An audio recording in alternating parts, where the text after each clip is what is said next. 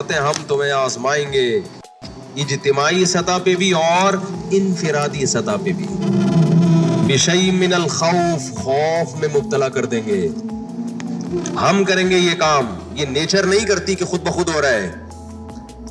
ملحد کہتا ہے بس یہ نیچر کا ایک حصہ ہے، فطرت کا حصہ ہے. فطرت بذات خود کوئی چیز نہیں ہے، اس کو بنانے والا اللہ ہے.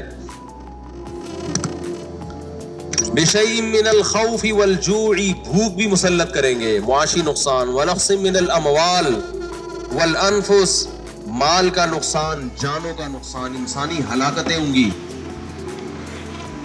والثمرات، پیداوار کا بھی نقصان ہوگا. تو اللہ نے کیا فرمایا ان حالات میں؟ وبشر الصابرین، صبر کرنے والوں کو خوشخبری سنا دے. جو غیر مسلم ہے وہ صبر نہیں کرے گا. دیکھو غیر مسلم کا جو صبر ہے نا، وہ ان کے جو موٹیویشنل اسپیکر ہیں وہ ان کو سمجھاتے ہیں کہ اس صبر کرنے سے جب تم ٹینشن نہیں لوگے تو ٹینشن نہ لینے سے بیماری کا خطرہ کم ہو جائے گا. اس لیے وہ چہرے کے ایکسپریشن سے، جو ان میں پڑھے لکھے لوگ ہیں، چہرے کے تاثرات سے، اور کوشش کرتے ہیں کہ ہم میڈیا کے سامنے جب آئیں اور بات کریں تو ہم یہ شو کریں کہ ہمیں کچھ بھی نہیں ہے. اندر سے گھل رہے ہوتے ہیں وہ. ہمارے ہاں دل میں غم نہ بھی ہو تو چیخ منہ سے ایسے ظاہر کرے گا کیونکہ ٹریننگ نہیں ہے نا، تربیت نہیں ہے، کہ جیسے ساری دنیا کا غم اسی کو ہے. عمل سے لگ رہا ہوگا کہ یہ غمزدہ نہیں ہے، لیکن جو دل کی راحت ہے، دل کی خوشی ہے، وہ اللہ صرف اہل ایمان ہی کو دیتے ہیں. تکلیفوں میں وہ دل کی خوشی کے لیے جو اللہ نے موٹیویشن کی ہے، وہ جملہ غیر مسلموں کے پاس نہیں ہے. فرمایا وَبَشِّرِ الصَّابِرِينَ، صبر کرنے والوں کو خوشخبری سنا دے. خوشخبری جو ان غموں میں صبر کرے گا. یہ صبر کرنے والے کون ہیں؟ اذا اصابتہم مصیبہ، جب انہیں کوئی مصیبت پہنچتی ہے. مالی ٹینشن آ گئی، بے روزگاری ہو گئی، جانی ہلاکتیں ہو گئی. قالوا، تو یہ جواب میں کہتے ہیں انا للہ، یہ خود سے نہیں ہے، ہم کس کے غلام ہیں؟ اللہ کے. تو مالک کو اجازت ہے کہ وہ اپنے غلام کو آزمائش میں ڈال سکتا ہے. ہم اللہ کے غلام ہیں بھائی. یہ اللہ کے تصرفات ہیں. اتفاقی حادثات پہ انسان ٹینشن لیتا ہے.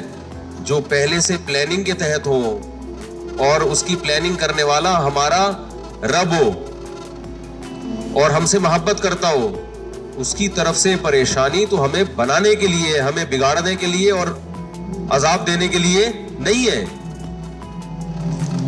انا للہ، ہم اللہ کے غلام ہیں. وانا الیہ راجعون، اور اسی کی طرف ہم نے لوٹ کر جانا ہے.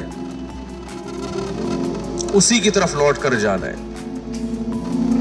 کیا مطلب بھائی؟ دنیا مسافر خانہ ہے. یہاں اگر مر گئے تو ہمیشہ کے لیے ختم نہیں ہو رہے. یہاں اگر آپ کو کوئی پریشانی آ رہی ہے اور کوئی آپ کے دکھ درد بانٹنے والا نہیں ہے تو ٹینشن لینے کا نہیں ہے.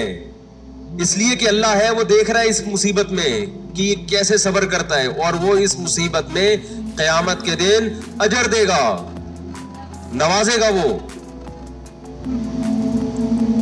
ہمارے حضرت مفتی رشید احمد صاحب رحمہ اللہ تعالی ایک بہت زبردست بات بیان کیا کرتے تھے. فرماتے تھے کہ جیسے کسی کو بخار ہو تو یقینی طور پر کہ اس کو بخار ہے بھی یا نہیں ہے، یہ ماتھا گرم ہونے سے پتہ نہیں چلتا. بعض دفعہ دھوپ سے ماتھا گرم ہوتا ہے. چولہے کے قریب کھڑے ہو کر آپ کوئی چائے پکا رہے تھے، ماتھا وقتی طور پر کیا ہو گیا؟ بولو نا، گرم ہو گیا. حقیقت میں اس کو فیور ہے یا نہیں، اس کا تھرمامیٹر سے پتہ چلے گا. منہ میں آپ لگا دیں تھرمامیٹر، تھوڑی دیر بعد نکال کے چیک کریں تھرمامیٹر غلطی نہیں کرتا عام طور پہ.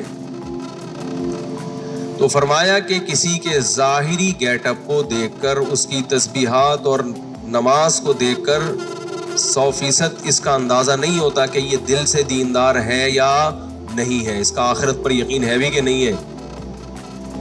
آخرت پہ یقین اس کا کتنا ہے, اس کا پتہ اس وقت چلتا ہے جب یہ کسی پریشانی اور غم میں مبتلا ہوتا ہے. اس وقت اس کا ری ایکشن کیا ہوتا ہے, کس طرح سے یہ ری ایکٹ کرتا ہے. اذا مسہ الشر جزوعا ہے کہ شر پہنچا تو ایک دم چیخنا چلانا, اور ٹینشن میں انسان کی زبان سے اچھی بات نکلتی ہے. غموں میں, اور میں نے بتایا تھا نا افغانستان میں جو امریکن آرمی آئی ہوئی ہے نا, وہاں سے جو افغانی آتے ہیں بتاتے ہیں کہ جب ان میں کوئی زخمی ہوتا ہے تو بہت چیختے ہیں, یہ بہت چیختے ہیں, جیسے پتہ نہیں کیا ہو گیا.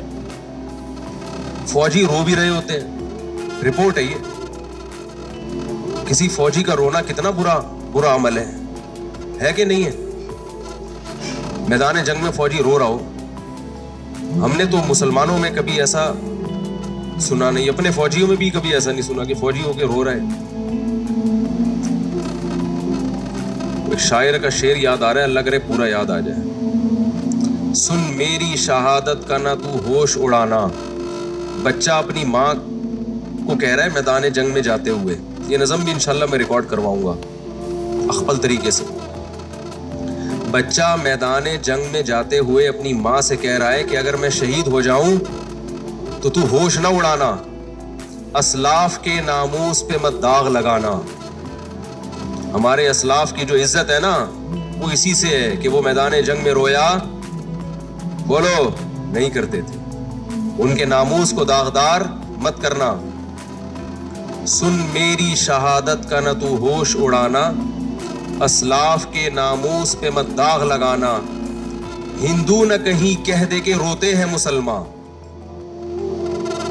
کہیں کسی ہندو کو یہ کہنے کا موقع نہ مل جائے کہ مسلمان بھی میدان جنگ میں شہید ہو کر ان کی مائیں بھی روتی ہیں.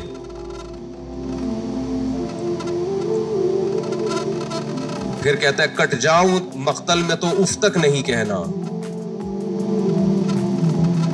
تو ماں کا اپنے بیٹے کی شہادت پہ رونا یہ برا نہیں ہے, تو محبت کی علامت ہے. رونا تو سنت ہے, واویلا کرنا, چیخنا چلانا, اور وہ تو ماں ہے نا, چلو وہ تو روئے, چیخے چلائے نہیں. اپنی نواسی کی موت پر ہمارے نبی صلی اللہ علیہ وسلم کی بھی آنکھوں سے آنسو جاری ہوئے. آپ نے فرمایا کہ دل غمزدہ ہے, آنکھیں بہہ رہی ہیں, زبان وہی کہے گی جس پہ ہمارا رب راضی ہوگا. زبان سے وہی کہیں گے جس پہ اللہ کیا ہوگا راضی. آنکھوں پہ کنٹرول نہیں ہے تو رونے پر پابندی نہیں ہے. میدان جنگ میں تو رونا بری بات ہے. تو امریکیوں سے گزارش ہے کہ ہمارے ہاں ٹرکوں کے پیچھے لکھا ہوا ہوتا ہے تپڑ ہے تو پاس کر ورنہ برداشت کر. اس کا انگلش میں ترجمہ کروا کے اپنی پینٹوں کے پیچھے لکھوا لیں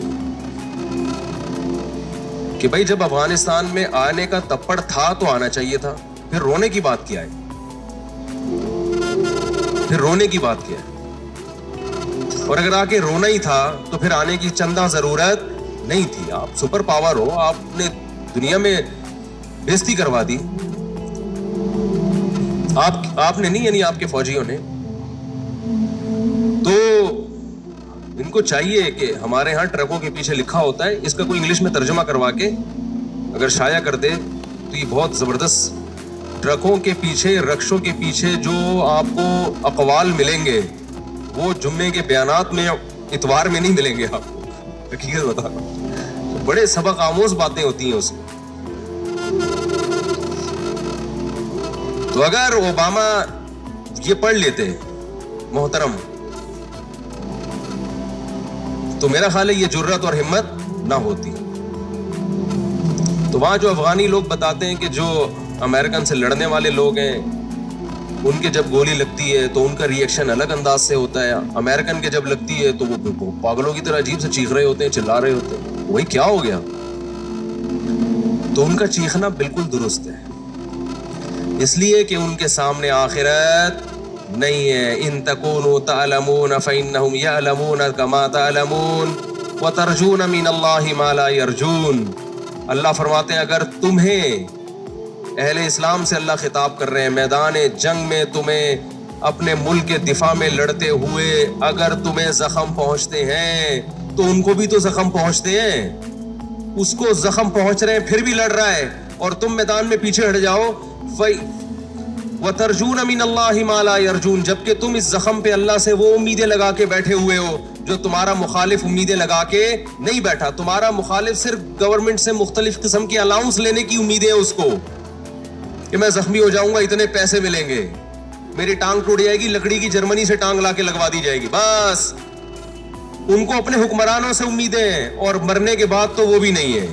میدان جنگ میں مر گئے تو اب کیا 21 توپوں کی سلامی قبر پہ دی جائے یا 25 توپوں کی، اس سے مردے کو کیا فائدہ ہے؟ وہ کہے گا مجھے تو مار دیا نا.